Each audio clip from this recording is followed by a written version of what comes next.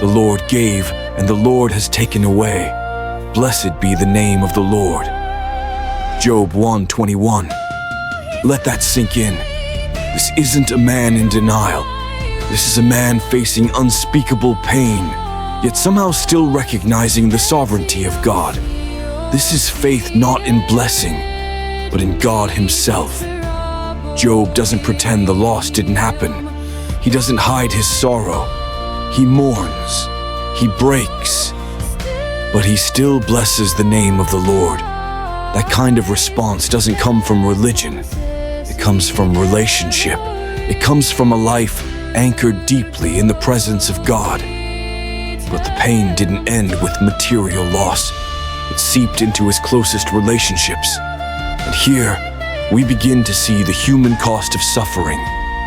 His wife, broken by grief, emotionally shattered, could not understand Job's devotion. She cried out, "Curse God and die." These weren't words of hatred. They were the words of a woman who had lost her children, her comfort, and her hope. She was pleading for escape, any escape, even if it meant surrendering to bitterness. And then came the friends, Eliphaz, Bildad, and Zophar. At first, they did something beautiful.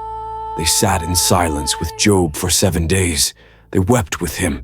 They tore their robes. They grieved. But then, when Job opened his mouth to speak, to lament, to cry out, to process the horror, they turned.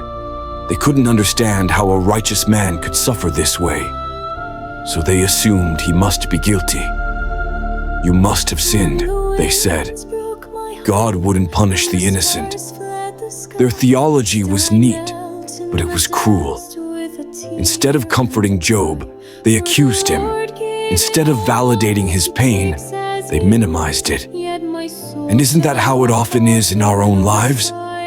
Sometimes when we're in pain, the people we expect to bring comfort bring condemnation instead. They say things like, "Maybe you didn't pray enough. Maybe there's some hidden sin. Maybe God is trying to teach you a lesson." But Job's story shouts something else. Suffering is not always the result of wrongdoing. Sometimes it's the battleground of the righteous. Sometimes it's the place where faith is refined like gold. Job's story shows us that pain is not just physical. It is relational, emotional, psychological, and spiritual.